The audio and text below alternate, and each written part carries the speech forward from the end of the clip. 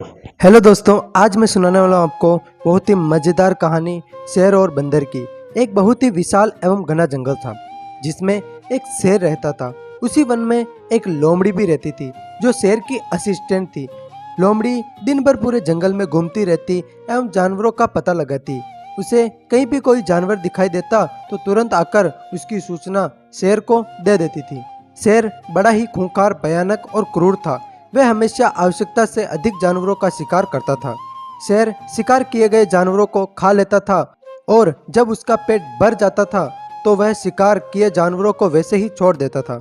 इस प्रकार शेर द्वारा लगातार आवश्यकता से अधिक जानवरों का शिकार होने से जंगल के सारे जानवर समाप्त हो गए। धीरे धीरे एक ऐसा वक्त आया जब उस शेर और लोमड़ी के भूख मरने की नौबत आ गई। शेर ने अपने असिस्टेंट लोमड़ी से कहा कि वह आसपास के अन्य जंगलों में जाकर दूसरे जानवरों का पता लगाए जिससे शेर का और लोमड़ी का दोनों का पेट भर सके। उसी विशाल जंगल में एक बहुत बड़ी नदी बहती थी। उस नदी के बीच एक टापू था। उस टापू पर सारे शाकाहारी जानवर जैसे हिरण, खरगोश, बंदर, बकरी, भेड़ जैसे जानवर वर्षों से वहीं रहते थे। चारों तरफ से नदी से घिरा होने के कारण टापू पर कोई दूसरा बाहरी जानवर नहीं आ पाता था। लोमड़ी उस क्रूर शेर का आदेश मानकर जानवरों का पता लगाने जंगल में निकल पड़ी। लोमड़ी ने जानवरों को बहुत खोजा पर उसे अपने जंगल में कोई भी जानवर नहीं मिला। लोमड़ी पूरे जंगल में जानवरों को खोज खोज कर थक गई थी। अब वह हार कर नदी किनारे बैठ गई।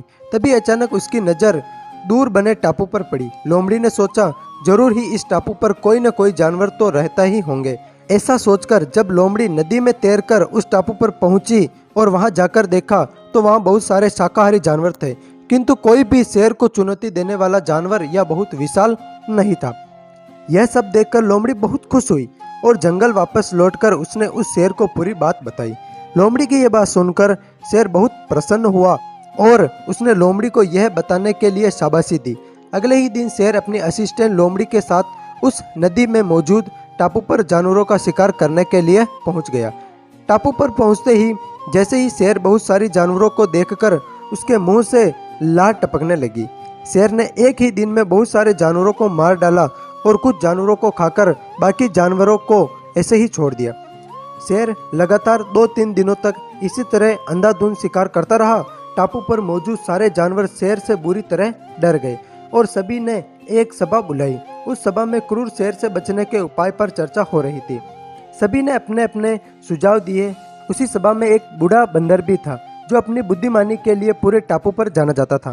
टापू के सारे जानवरों ने उस बूढ़े बंदर से सुझाव मांगा। बूढ़े बंदर ने कहा, इस प्रकार अगर हम डर डर कर सभी से भागते रहे तो हम में से कोई भी जीवित नहीं बचेगा। हमें बड़ी सूझबूझ के साथ उस क्रूर शेर का मुकाबला करना पड़ेगा। जंगल के अन्य सभी जानवरों ने उस बूढ़े बंदर से पूछा कि उनके पास ना तो शेर के समान दांत हैं, ना ही उसके जितना ताकत कोई है और ना ही तेज नाखून वाला कोई हमारे पास है। हम उस खूंखार शेर का सामना कैसे कर पाएंगे? बूढ़े बंदर ने अन्य जानवरों से कहा, हमें आमने सामने की लड़ाई नहीं लड़ना है, बल्कि युक्तिपूर्ण तरीके से शेर का सामना करके उसका खत्म करना है।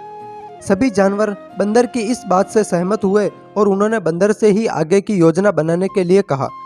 सभी जानवर के अनुरोध करने पर बंदर ने योजना बनाने को तैयार हो गए। उसने एक बेहतरीन योजना बनाई जिससे बड़ी आसानी से उस क्रूर शेर को मारा जा सकता है। जंगल के सभी जानवरों ने मिलकर एक बहुत बड़ा एक गहरा गड्ढा खोदा और उस गड्ढे के ऊपर घास फूस और पत्तियां से ढक दिया, जो देखने में बिल्कुल जंगल की अन्य समतल जमीन की तरह दिखाई दे रहा था। जैसे ही शेर के आते हुए देखते ही सारे जानवर गड्ढे के दूसरी तरफ चले गए जिससे शेर गड्ढे में गिर जाए। शेर ने जैसे ही एक साथ बहुत सारे जानवरों को देखा वैसे ही उसकी भूख जाग गई और वह उनका शिकार करने के लिए जानवरों की तरफ भागा। जैसे ही शेर गड्ढे के ऊपर से निकला, घास फूस और पत्तियां दब गई, शेर गड्ढे में गिर गया। शेर ने गड्ढे से बाहर निकलने का बहुत प्रयत्न किया पर गड्ढा इतना अधिक गहरा था कि अनेक कोशिश करने के बाद भी वह गड्ढे से बाहर नहीं निकल सका। शेर के साथ साथ उसके पीछे भागती हुई लोमड़ी भी उस गड्ढे में गिर गई। दोनों ने गड्ढे से निकलने के लिए बहुत प्रयत्न किया पर वो दोनों ना सफल रहे। भूख और प्यास के कारण शेर और लोमड़ी दोनों की उसी गड्ढे में मौत हो गई। इस प्रकार बूढ़े बंदर और जानवर की सूझबूझ एवं चालाकी से उन्हें खूंखार शेर से मुक्ति मिल गई और सभी जानवर पहले की तरह हंसी खुशी एवं आज़ादी से उसी जंगल में रहने लगे। इस कहानी से सीख, शेर और बंदर की इस कहानी से हमें यह सीख मिलती है कि बुद्धिमान एवं सूझबूझ से बड़ी मुसीबत का सामना बहुत आसानी से किया जा सकता है। इसीलिए हमें अपने आत्मविश्वास में विश्वास करना चाहिए और किसी भी मुसीबत का सामना अपनी पूरी साहस के साथ करना चाहिए। तो मिलते हैं नेक्स्ट वीडियो में, तब तक के लिए जय हिंद, जय भारत।